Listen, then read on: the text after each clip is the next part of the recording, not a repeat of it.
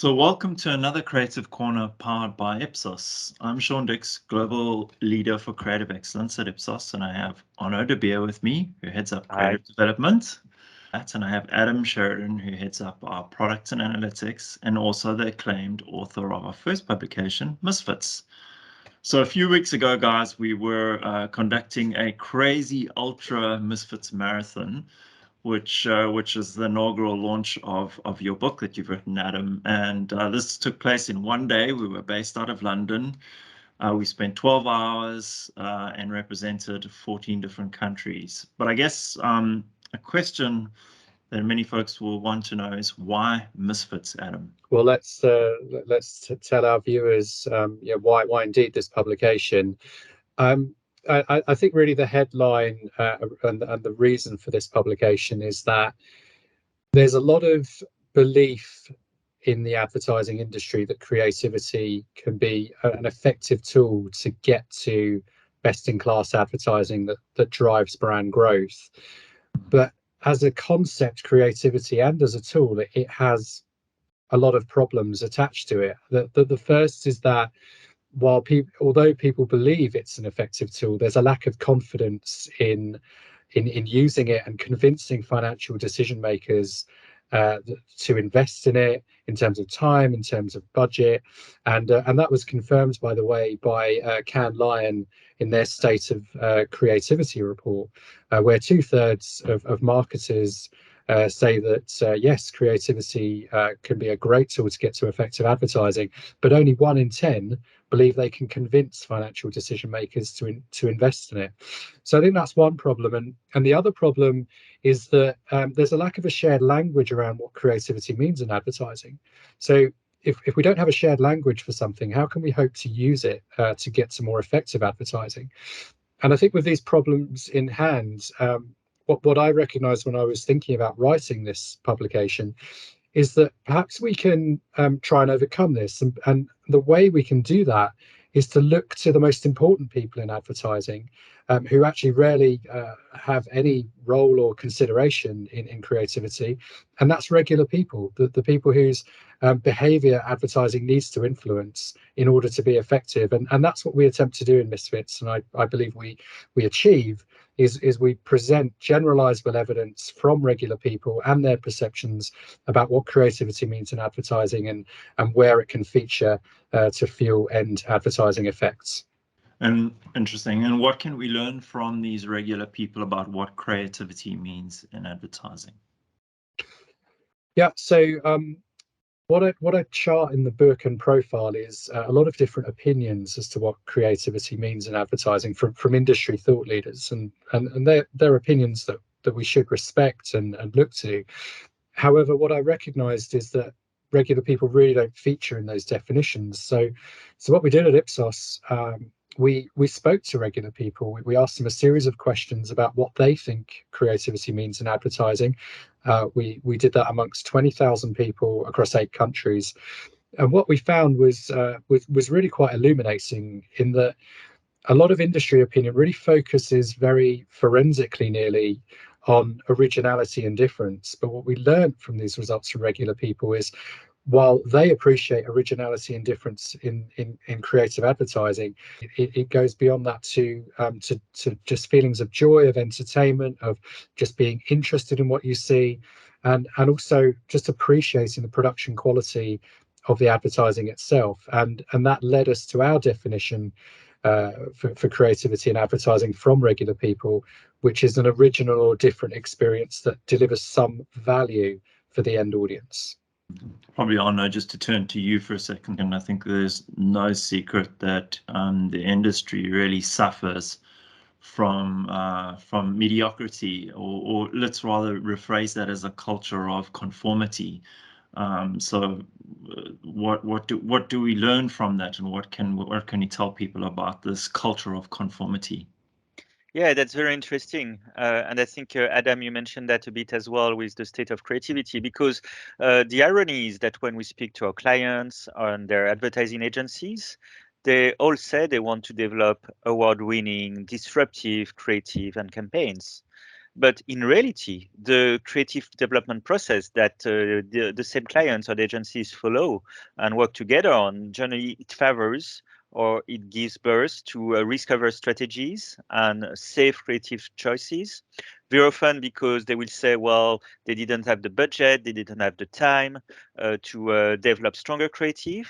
But also, certainly, because there is this culture, let's say, of compromise, there is this belief, this behavior that by conforming to the category conventions, by choosing the safer choice of conforming, then they will be safe. And that's very much from what we learned from cognitive science and brain in your brains as well, because our brains making choices that are going to leverage past experience to favor the easy, the automatic, the familiar choice. And that, in the end, what leads to a culture of conformity, which is a great chapter that we have in the book Misfits that Adam wrote. And that's completely the opposite of what we know, because we know that advertising success, advertising effectiveness calls for disruption, creativity. So you mentioned misfits, Arnaud, and so Adam, you mentioned in your, or you reference in your book, the misfits of the world, and you use three characters in your book to describe what we can learn from these misfits when we relay that back to advertising. Very interesting parallel that you've drawn there. So what can we learn from that, Adam? Well, and this leads us, I suppose, to the title of the book and what you just referenced earlier, Arnaud, is that inclination we have as human beings to favour the safe and familiar. And when I proposed that definition about what creativity means in advertising from regular people, that original or different experience that adds value to the audience, what I asked as a question was, well, do we see that definition has a place in the world outside of advertising, maybe in other types of content experiences that we pay for across, for example, movies, music, video games? And what I started to see is quite a consistent trend, that it's those content creators that that actively don't fit in, that question the status quo, and maybe in cases blend the familiar, but always offer a new slant, offer something original or different on top of that, and therefore incremental value. More often than not, those content creators are more successful than the industry norm. And I think there's something that we can learn from those people in advertising. Yeah, people like, for example, George Lucas, people like Shigeru Miyamoto from Nintendo. Yeah, people that just move the content experience forward and don't just gravitate to what they already knew and repeat what they've seen before. There is something, I think, in entertainment we can all learn from there, in the experience of advertising. And that's why we have the title of the book as Misfits, to really remind ourselves to actually actively not fit in, to deliver those superior experiences for audiences and get to more effective brand growth. One of the things you reference in the book from the work that we've done is that creativity alone is not enough to get to end advertising effects, right? So what can folks take away from this point that you made in the book, Adam? Yeah, so and I don't know if this is controversial or not. We'll find out as more people read it. But indeed, what we identify in our data analysis that underpins the book, by the way, across thousands of ads. It's not just, you know, my opinion as an individual. These are observations that we've taken across thousands of ads in our database. And what we see is that creativity does contribute to overall advertising effects. And I think that in itself is helpful for brands, for marketers to make their case for creativity from a generalizable data set. However, to the point you've raised, it only, from what we see in the evidence, it only gets you so far. And if you have creativity without some kind of empathy for your audience, without some kind of framing of the role that your product has in their lives and their world, then more often than not, you will just get to mediocre outcomes. I hasten to say that's on average. You know, there are always exceptions to the rule, or the observation on average. But what we see is it's that interaction between creativity about an entertaining, unique experience, but then that's framed in the world of the people you want to appeal to, that reflects their world, and where your product fits into it, rather than just focusing on your product.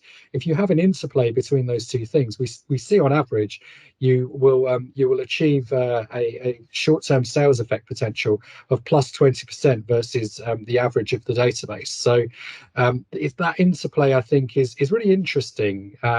And it, for me, actually, it redefines even what I set out in the book originally as the definition of creativity, because it's about that mindset to bring those things together, and it's the role of good execution and good planning and good fundamental insights.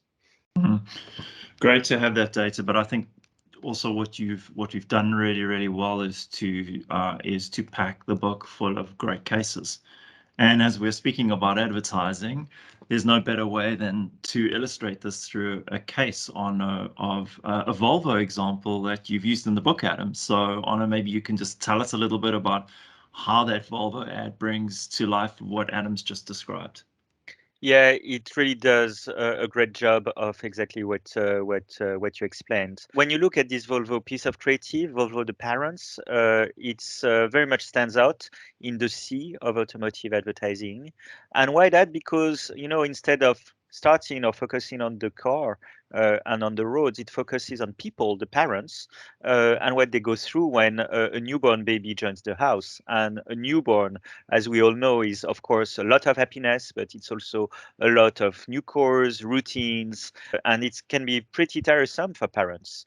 And telling about that story, you can see that the Volvo car is the perfect family ally, the silent ally that is going to be by their sides, that is going to, in the end, save the day, save their lives, which is where you all of a sudden see or the role of this silent member of the family is important.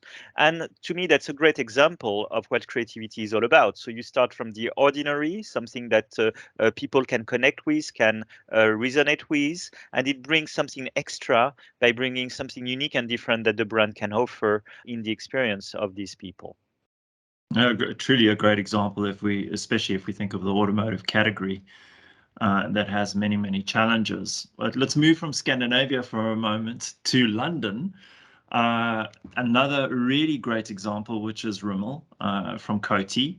The latest campaign, Kind and Free. It's again a great example from the beauty category of a Misfits campaign. On why is that? Yeah, great example again that you picked, Shaun, and an example that we had the chance to work closely with the client at an early stage. And very much here, when you see the results of that piece of creative, it really stands out again from the category through its creative expression, its experience, because for once the ambassador is just not just a pretty face and someone who will back the product, but it's someone who speaks out there, who asks and stands for something. And this model, by the way, is known for that. And the message and the style is also resonating with people's expectations that a lot of women have, which is having a new deal in beauty, being kind and free, and introducing a product range that is kind of free. So this true aspiration from people is completely answered by this piece of advertising, which is offering as well a new deal in the category and making in the end Rimmel very distinctive and different. Completely agree, Arnaud. It's a great case, and again, it's about that connection of creativity and empathy that we've seen in the evidence in the pages of this publication. And from my side, as the author of this publication, I hope even in this brief video, our viewers have seen what could be the value of creativity for them.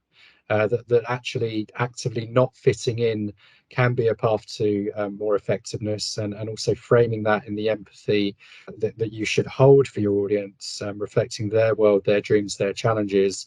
If you do those things, more often than not, we see from the evidence that you really have the potential to spark brand growth. And I think I for one am just humbled already by the reaction we've had to this publication from the marketing community and the clients that we speak to. They already seem to be benefiting from this, and we certainly hope if you buy this book and you read it, you'll be able to gain that knowledge as well, and get some more effective advertising as a result. Absolutely, and it's printing. The publication is printing as we speak, so we should have copies by the end of the month or beginning of June.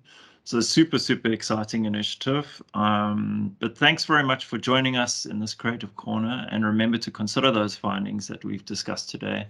So I would encourage you to reach out to us here on the video, or any of our Ipsos teams around the world who can help you definitely improve the quality of your advertising and help you with these insights that we have gathered through this analysis.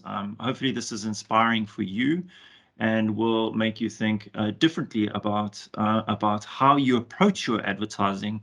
And to the points that Adam mentioned right at the beginning of this video, hopefully this will provide you with enough ammunition to challenge the CFO and CEO when you go the proof to present this to your management, to say creativity really does matter when you combine it with these different elements, and you can definitely raise the bar for your advertising and help your brands grow over the long term. So this is really what this is about.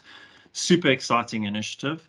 So thanks for watching, and we're looking forward to discussing more of these interesting topics with you. Thank you. May the misfits be with you.